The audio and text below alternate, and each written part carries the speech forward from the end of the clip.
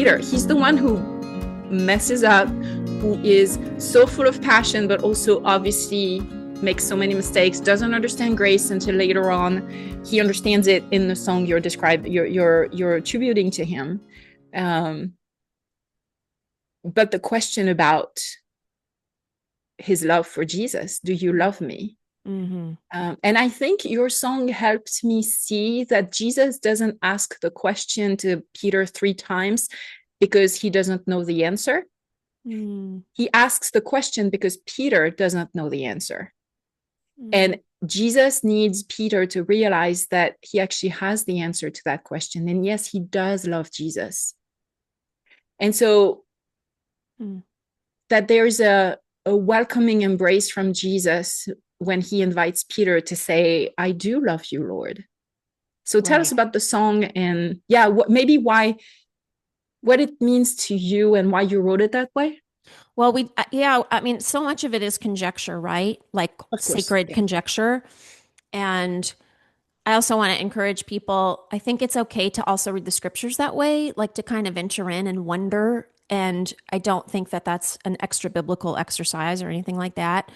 So in the song for Peter, so often I think there's been a little bit of a punishing tone in how I have been taught about that conversation between Jesus and Peter. It's like, okay, well, Peter denied Jesus 3 times. So then Jesus asks Peter 3 times, do you love me? And it's almost like transactional. Exactly. And we know that Jesus doesn't roll like that. So that has never felt right when I have heard that tone. And then I thought about, so Jesus and Peter were best friends, and how am I, not to equate myself with Jesus or anything like that, but like the whole idea of betrayal, and when there's reinstatement of a friendship after a betrayal, what is that process usually like? Well, it's usually like, well, one person says like, well, why did you do that? And why? I need to know your reasons. And like, what do you have to say for yourself? Blah, blah, blah. And we don't have a recorded conversation of Jesus and Peter like that. So like, we don't have Jesus saying, hey, Peter, what's up? I was being tortured and you literally within hearing distance said you didn't know me. And Jesus, in what we have from the New Testament writers, doesn't confront Peter in that way. He just says, do you love me? Very restorative, very relational. And so I like at the end of the song, the lyrics say, you know, after everything that I have done, of all the questions you could have, it's only one. Will I follow you?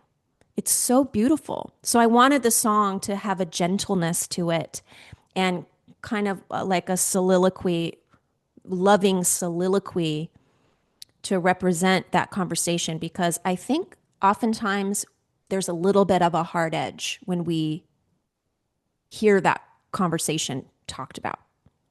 One of the best rules of thumb I've ever heard about forgiveness and reconciliation is that, and having been married almost 30 years, I've needed to receive a whole lot of forgiveness and in so many other areas. But like in marriage in particular, I've seen that is that it's not, oftentimes you hear that it's the party who has offended the other who should always ask for forgiveness first. So in this case, Peter should have been the one going to Jesus and saying, Lord, I'm sorry.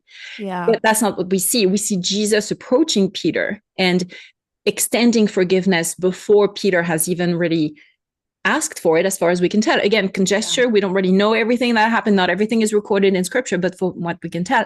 And I have found this especially true in betrayals, but also in any difficult relationship that needs to be mended, is that the party who has been offended actually has the greater power to extend grace even before the offending party comes. So in other words, it's always nice to forgive when someone is asking you for forgiveness. Sure. But that's what the world does.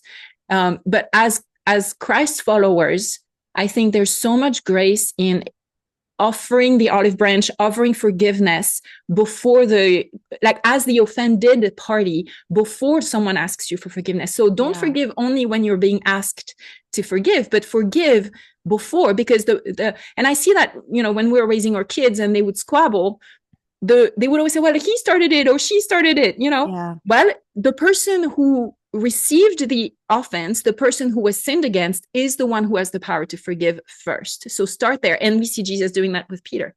Yeah, that restoration, that's so beautiful. I love that. And I think we're given a little bit of a window when Jesus says, go tell the disciples and Peter.